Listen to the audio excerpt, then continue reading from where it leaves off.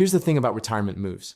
A guy spends 40 years in Chicago, cold winters, high taxes, gray skies from November through March. He tells himself, I'm going to Florida the second I retire.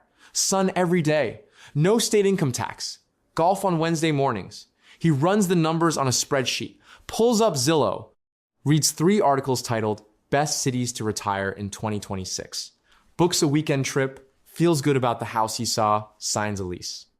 6 months later, he's sitting in his car after a Publix run in Miami, watching his phone thermometer hit 98 degrees at 10 in the morning, and he's thinking one very specific thought.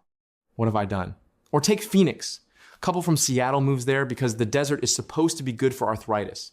Dry heat, they say, not like humid heat. First summer, they're inside from June to September. Air conditioning bill hits $400. They realize they traded rain for a different kind of prison. By month 11, they're browsing listings back in Washington. Or the guy who moves to Las Vegas because it's tax-friendly. No income tax sounds great. Then he finds out his property taxes are higher than advertised. His HOA has special assessments twice a year, and his electricity costs more than his mortgage did in Ohio. 12 months in, he understands the casino metaphor a little too well. I've spent years reading the paperwork that real retirees file when they move. Remorse paperwork, the stuff brokers and financial advisors see but never talk about publicly. SEC filings from real estate trusts, census migration data, insurance claim patterns, municipal tax assessments. And here's what I found. The cities retirees regret moving to aren't random. They follow patterns. Psychological patterns, economic patterns, patterns that show up again and again when you look at the actual data instead of the brochures. So today I'm walking through 10 cities where retirees commonly experience buyer's remorse after 1 year. Not because these cities are bad, but because the decision-making process that led someone there was built on faulty assumptions. And if you're near retirement, or you're helping someone make that move, understanding why these regrets happen might be the difference between a comfortable 20-year chapter and a very expensive mistake you're trying to undo at age 70. The model here is simple. Think of a retirement move like buying a stock based on the company's marketing materials instead of reading the 10K. The marketing materials tell you about growth potential, sunny projections, lifestyle benefits. The 10K tells you about liabilities, risk factors, and what happens when conditions change. Most retirees are making these moves based on marketing materials, brochures from real estate developers, Chamber of Commerce websites, weekend visits in February. What they're not doing is reading the 10K, the real cost structure, the insurance patterns, the healthcare access data, the migration trends showing who's leaving. And just like with investing, when reality doesn't match the brochure, regret shows up fast. So let's start with Miami. I'm starting here not because it's the worst, but because it's the clearest example of how this psychological trap works. Miami sells itself as the retirement dream. Warm water, Art Deco, international vibe. People arrive thinking they're moving to permanent vacation. And for about 6 months, it works. They're posting sunset photos. Friends back home are jealous. Then the real bills start arriving. Housing costs in Miami have been climbing at rates that would make a growth stock blush. I looked at Case-Shiller data. Miami home prices increased roughly 40% between 2020 and 2023.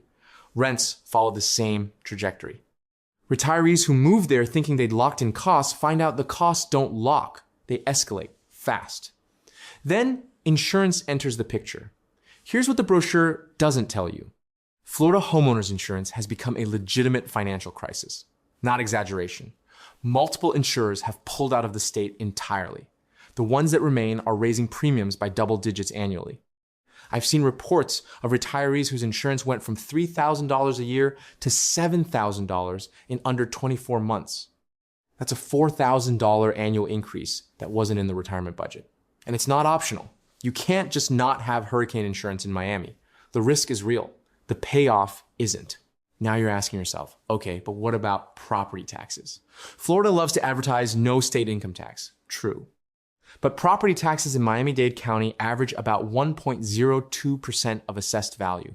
Sounds reasonable until you remember that assessed value has been climbing 40%. Your property tax bill climbs with it. Add in condo association fees, which in Miami often run $600 to $1,000 per month, and you're looking at a cost structure that requires significantly more liquidity than most retirees plan for. I talked to a guy, former engineer, moved to Miami in 2023. Budget was $4,000 a month. By month 10, his actual spend was $5,700. The difference wasn't luxury. It was utilities, higher food costs, insurance, maintenance on an older building, parking fees, all the little boring line items that don't appear in the brochure but show up every single month in your bank statement. By the time he hit his 1-year mark, he told me he felt trapped, loved the city, couldn't afford to live the life he moved there to live.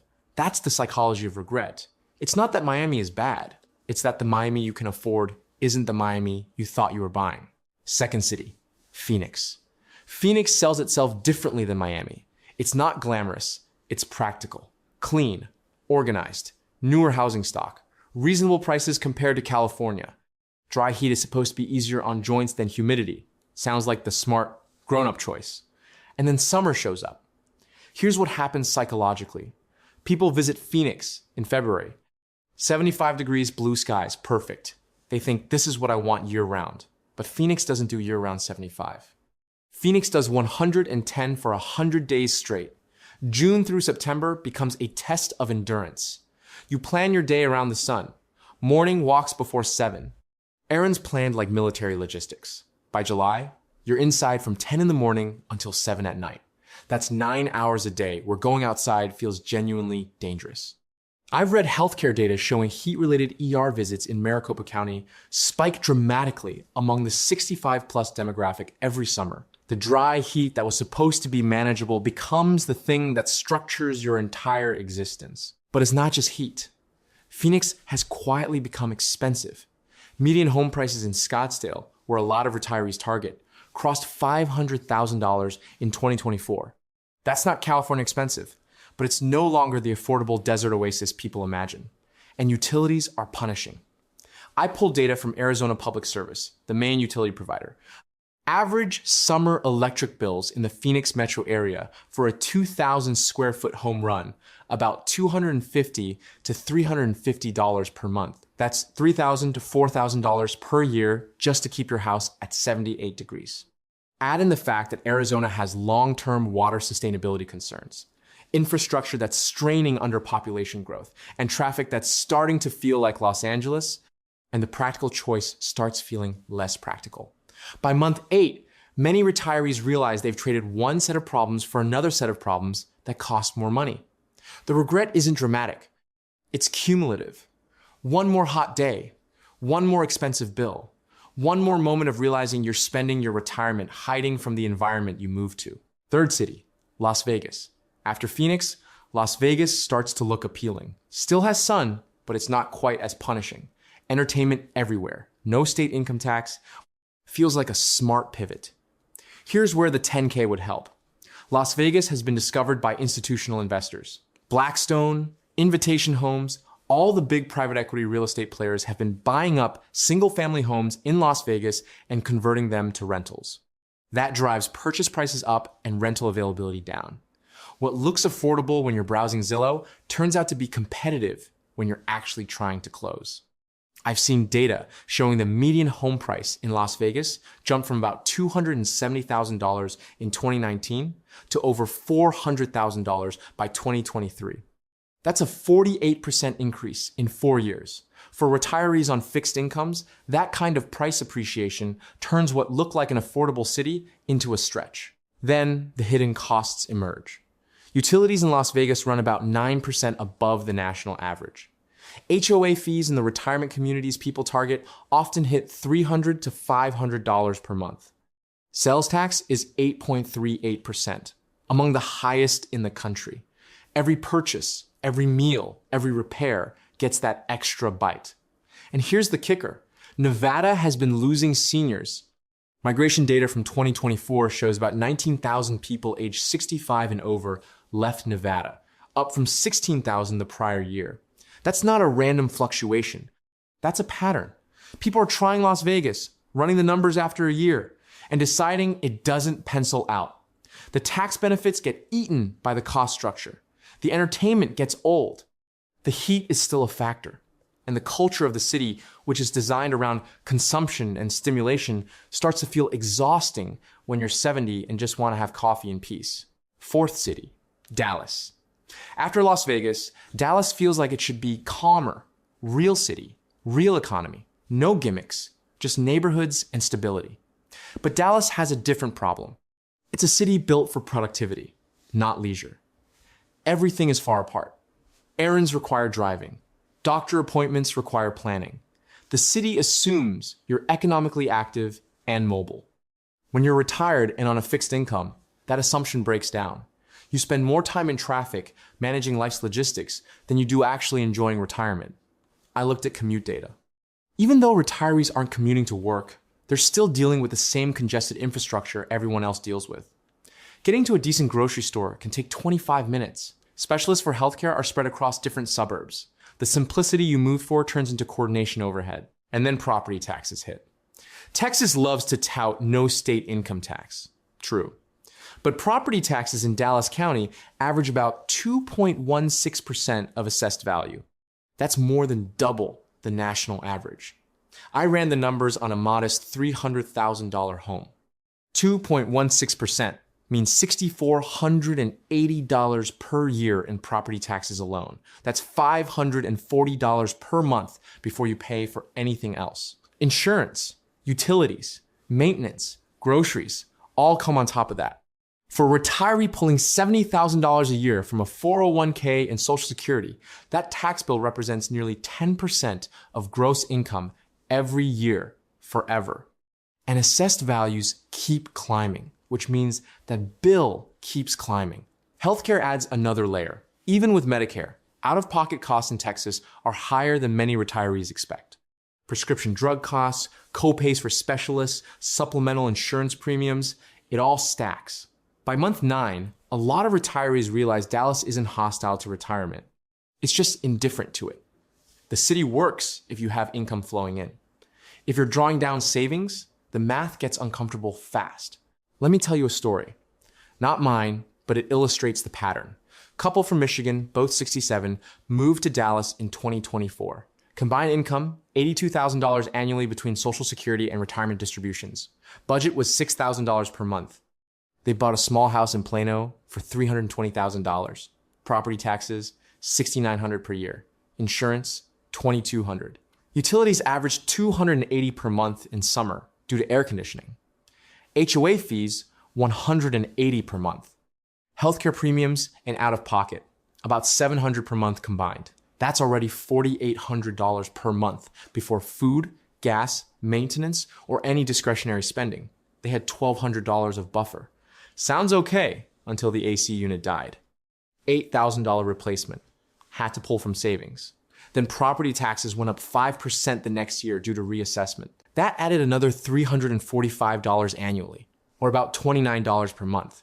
Small number, but the buffer was already thin.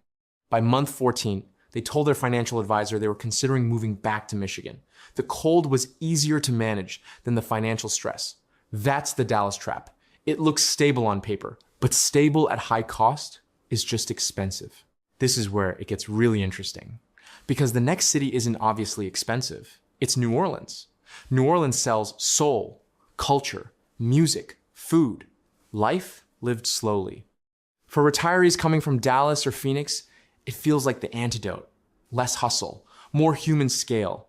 And for about 3 months, that's exactly what it delivers. The problem is that New Orleans has been in economic decline for years. The local economy struggles. Tax revenue is limited. That means services are limited. Hospitals are understaffed. Roads are in poor condition. Infrastructure is old. But costs don't decline just because the economy does. Cost of living in New Orleans is about 3% above the national average, despite the local economy being weak.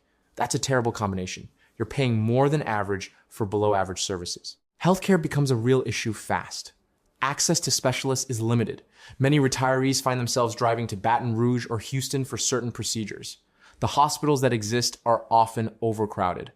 Insurance costs are higher due to flood risk and the general instability of the market. I've read reports of retirees whose healthcare costs in New Orleans were 20 to 30% higher than what they paid in other mid-sized cities. Not because care was better, but because the market is inefficient and options are limited. And then there's culture cost. New Orleans is a city that asks you to participate. Festivals, dining, music. It's not passive entertainment. It's active consumption. That costs money. The retirees who thrive there are the ones with discretionary income, who can afford to engage.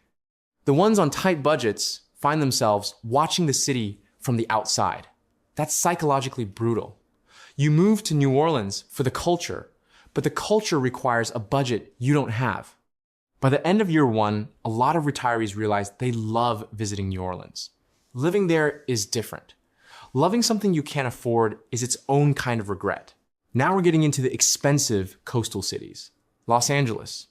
Los Angeles sells perfect weather and access. Ocean, mountains, culture, healthcare, all in one place. And it delivers on that promise. The problem is price. Everything in Los Angeles costs more. Not just housing, though median rent for a 2-bedroom apartment in a decent area runs about $2,800 to $3,200 per month, but everything. Groceries cost more. Gas costs more, parking costs more, eating out costs more, going to a movie costs more. The cumulative effect is that you can afford to live in Los Angeles, but you can't afford to enjoy it. I've talked to retirees who move there expecting to go to museums, beaches, restaurants, all the things that make LA attractive. After a few months, they realize they're staying home because every outing has a price tag that makes them wince. That's not living in Los Angeles. That's existing in Los Angeles while watching other people live there. And then there's traffic. LA traffic isn't just annoying. It's a structural barrier to the lifestyle retirees thought they were buying. Want to go to the beach? 45 minutes each way if you time it right. 2 hours if you don't. Doctor's appointment in a different part of town, plan half a day. The geographic density that makes LA appealing is the same thing that makes it inaccessible. Retirees find themselves trapped in a city full of options they can't practically access. By month 10, the psychology shifts. You start resenting the place. Not because it's bad, but because it promised accessibility and delivered cost and distance. That gap between expectation and reality is where regret lives. LA works if you have money and time. Retirees have time. Most don't have the money LA requires. Next is San Francisco. San Francisco is where the cost structure becomes almost absurd. Median rent for a 1-bedroom apartment in a decent neighborhood runs about $3,200 to $3,800 per month. That's $44,000 per year just for housing. For a retiree pulling $75,000 per year from retirement accounts, that's 59% of gross income on housing alone. Financially, that's suicidal. But people do it anyway because San Francisco offers walkability, transit, culture, a sense that you don't need a car. The problem is everything else costs more too. Groceries in San Francisco run about 20 to 25% above the national average. Utilities cost more. Gas costs more, even though you're driving less. A simple dinner out is $60 to $80 for 2 people. Healthcare, even with Medicare, requires supplemental insurance that costs more in high cost of living areas. I ran the numbers on a realistic San Francisco retirement budget. Housing, $3,600 per month. Utilities, $200. Groceries, $600. Healthcare premiums and out-of-pocket, $700. Transportation, $200. Miscellaneous and basic entertainment, $400. That's $6,800 per month, or $81,600 per year. For most retirees, that's not sustainable. And here's the real kicker. There's no flexibility. One special assessment on your building, one unexpected medical expense, one rent increase. Suddenly, you're in trouble. San Francisco doesn't forgive financial mistakes. By month 8, a lot of retirees realize they're spending retirement managing a budget with zero margin for error. The walkability is nice. The stress isn't. The culture is rich. The cost is richer. And the regret comes from realizing that living smaller in San Francisco still means spending more than living comfortably almost anywhere else. That's not a lifestyle upgrade. That's a financial trap disguised as sophistication. Now here's where the list takes a turn. Newark, New Jersey. You're probably thinking, wait, who retires to Newark? Nobody retires to Newark for Newark. They retire near Newark because they want proximity to New York City or because family's nearby. On paper, it makes sense. Housing is cheaper than Manhattan. You get access to culture and healthcare without paying Manhattan prices. Except that's not how it works. Newark's proximity to New York pulls costs upward. Housing is cheaper than Manhattan, the same way a Honda Civic is cheaper than a Ferrari. True, but you're still paying more than you would for equivalent housing in Ohio. Property taxes in New Jersey are the highest in the nation. Average effective property tax rate is 2.49%. On a $250,000 home, that's $6,200 per year. In Newark specifically, taxes can run even higher depending on the neighborhood. You're paying New York adjacent prices without getting New York level amenities, transit, or culture. And healthcare, while accessible, is expensive. New Jersey has high costs across the board. Utilities, groceries, services, everything trends above national average. By month 7, retirees realized the mistake wasn't choosing the wrong city. The mistake was choosing a location based on proximity rather than livability. They're not enjoying Newark. They're not frequently going into New York because transit costs add up, and the trip is exhausting. They're just living in an expensive suburb with none of the benefits they moved for. That's a special kind of regret. You sacrificed comfort for access, and then you didn't use the access because it's harder than you thought. The 10K would have told you this. The brochure made it sound convenient. Second to last, Honolulu. Honolulu is the retirement fantasy, permanent vacation, ocean, perfect weather, aloha spirit. And for about 4 months, it feels like you won retirement. Then the bills compound. Housing in Honolulu is among the most expensive in the nation. Median home price crossed $900,000 in 2024. Even modest condos run $500,000 plus. Renting isn't much better. 2-bedroom apartments in decent areas run $2,800 to $3,500 per month. But housing is just the start. Everything in Hawaii is more expensive because everything has to be shipped. Groceries run about 50 to 70% above mainland prices. Milk is $7. Eggs are $9. A chicken breast costs $12. It's not gouging, it's logistics. The islands are 2,500 miles from the mainland. Every container of goods has that distance priced in. Utilities are brutal. Electricity in Hawaii is the most expensive in the nation, averaging about 33 cents per kilowatt hour compared to about 13 cents nationally. For a typical household, that's $300 to $400 per month in electricity alone. Healthcare adds another layer. While quality care exists, access to certain specialists requires flying to the mainland. For retirees with chronic conditions, that means regular trips to Los Angeles or San Francisco for specific treatments. Those trips aren't cheap. Airfare, lodging, meals, all while you're dealing with medical procedures. And there's no escape valve. In Dallas, if costs get tight, you can drive to a cheaper suburb. In Honolulu, there is no cheaper suburb. You're on an island. Prices are prices. By month 11, many retirees realize Honolulu isn't expensive in bursts. It's expensive without relief. The beauty is permanent. So is the cost pressure.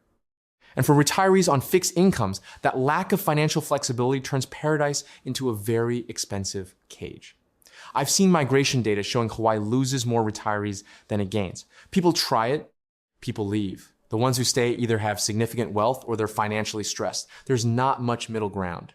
And finally, number 1, Bridgeport, Connecticut. I saved this for last because it's the least obvious and in many ways the most instructive. Bridgeport doesn't promise glamour.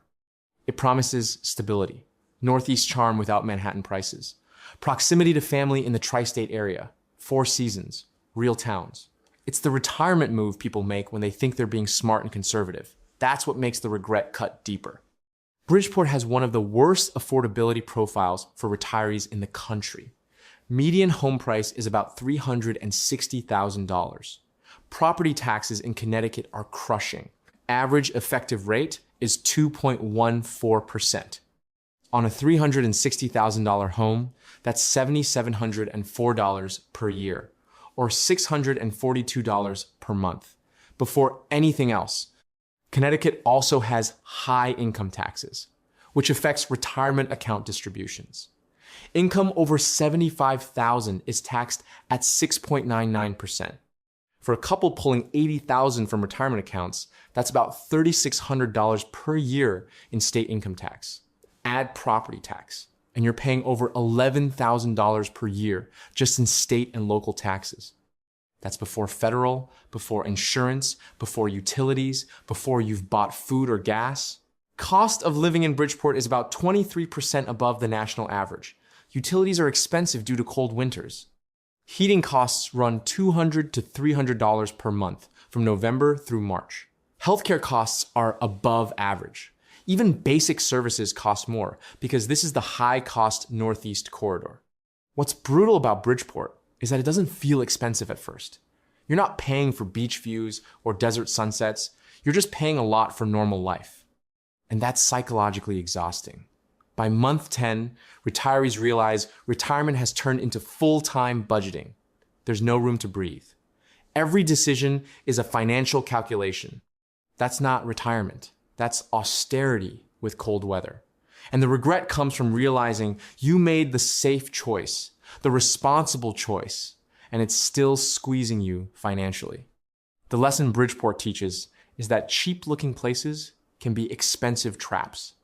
And safe-feeling choices can be the riskiest ones because you didn't see them coming. Here's what connects all 10 cities. The regret isn't about the place. It's about the decision-making process.